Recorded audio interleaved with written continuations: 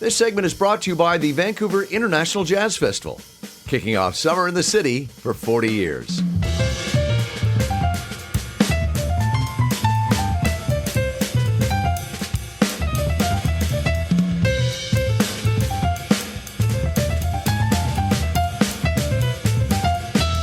Well, one of the many venues at this year's Vancouver International Jazz Festival, the 40th, I might add, is Tyrant Studios, located just upstairs from the iconic and one of the oldest clubs in Vancouver. It's the Penthouse nightclub. We're up here at Tyrant in their music stage room, and I'm joined by the festival's co-artistic director, Cole Schmidt. Thank you for joining us in this very iconic setting. Thank you. We should mention, too, just before we get into the whole segment, that you look at the stage behind us, and that classic piano over there, it's a little beat up, but that apparently is Oscar Peterson played there, Duke Ellington maybe, and Louis Armstrong cooked here. Not talking about on stage, apparently really cooked food here. But that's what you should check out when you check out this place. But Cole, let's start, before we get to the festival, I gotta ask you about, because everybody often has that, my parents did this story, and you kind of grew up with this festival, and talk about the first time that your dad brought you here and it really changed your life. Yeah, the memory as I remember it is that as a young musician, I was just getting into music, falling in love with music, and this festival was thriving and a great opportunity to experience amazing music, plenty of different amazing music. So he's a musician, and he saw the potential of taking me to some shows, so he got us tickets to see the Brad Mehldau Trio at the Vogue. I was probably about 12 years old, and yeah, the story that I think was shared with you was just his reaction, my reaction, his reaction, which was, is my father okay? Is he on drugs right now? Like he was really excited about the music that we'd just caught, and yeah, that had an impression on me too. I remember the show had an impression. It was an inspiring night of music, but also just seeing my dad in a state that I hadn't seen him before, to do with being moved by art was a great one. So it's a very interesting perspective on that. And you're at the time just becoming a musician at the age of 12? I don't know if I was becoming a musician, but I was learning about music, and I think my taste was expanding at the time. I was studying jazz and just getting into it. So yeah, again, the festival was just, as long as I've been in love with music, the festival has been this thing that happens every year, every summer, where people gather, and there's something for everyone. You guys have been credited with kind of keeping the original recipe, if we can call it that, of what the festival was built upon, but you also know that you have to continue to evolve and expand the boundaries as different tastes and different cultures. How have you found that? Because you're never going to please everyone, but you also don't want to, for lack of a better phrase, maybe get stale or complacent. You're constantly looking at how do we expand with keeping committed to the origins of this festival. Yeah, it's been challenging. There's been a lot of changes in the last few years. I have to send gratitude to the previous artistic director and founder, Ken Pickering, as well as Rainbow Robert, for just constantly having such a wide spectrum of music to share. I think Ken used to say from ragtime to no time. And yeah, so that's made it easier for us because we can tap into all sorts of music. And then the second credit to give is just the local scene here is super amazing.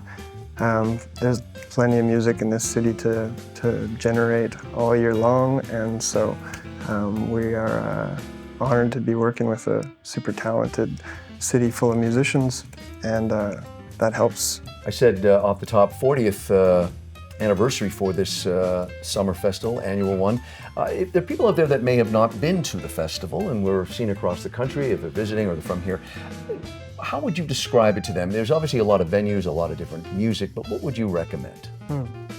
I don't know what everyone's taste is, but we have a wide variety of different music, different genres. A lot of it is free, so people can come and check that out. Good thing to mention. A lot of concerts for free, right? Yeah, That's pretty cool. It's June 20th to July 1st, coastaljazz.ca. And we should mention, if you're old school like me, you can find everything online, of course, but coming out, or it should be out now, you can check out the printed copies if you want to get one. Commemorative, too, his 40th anniversary. It is Cole Schmidt. He is the co-artistic director of the Vancouver International Jazz Festival. We separated him and his colleague Jeremy, which we weren't supposed to do, but we wanted to, and they went along with that. Lita is with Jeremy now. Lita, where are you?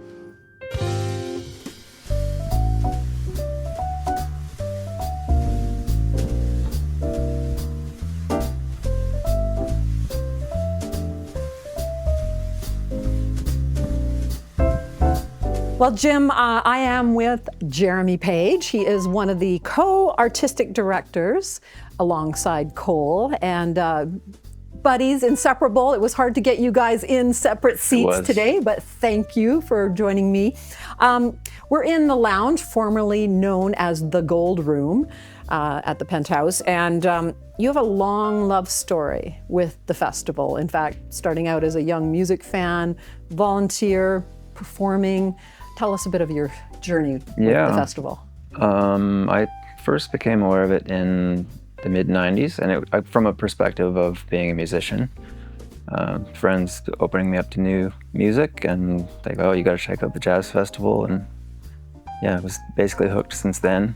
And I found out that you could volunteer, and you can get some passes, and so I started doing that every year, anticipating the summer and signing up, and just going to all of the shows, and it just sort of really feeds you. It sort of inspires you to keep on, pushing yourself. And yeah, you've gone on and done some great things for the festival. In fact, cultivating young musicians, giving local artists the platform to actually perform with international, global performers. Can you talk a little bit about the festival's innovation series at the Review Stage? Sure. Yeah, it's the Review Stage on Granville Island.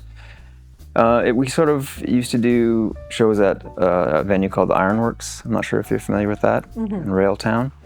And we've sort of moved everything onto Granville Island as a hub for the back half of the festival. And that's sort of where it's kind of more jazz adjacent music. It's a lot of it's improvised. We have sort of 2 shows each night.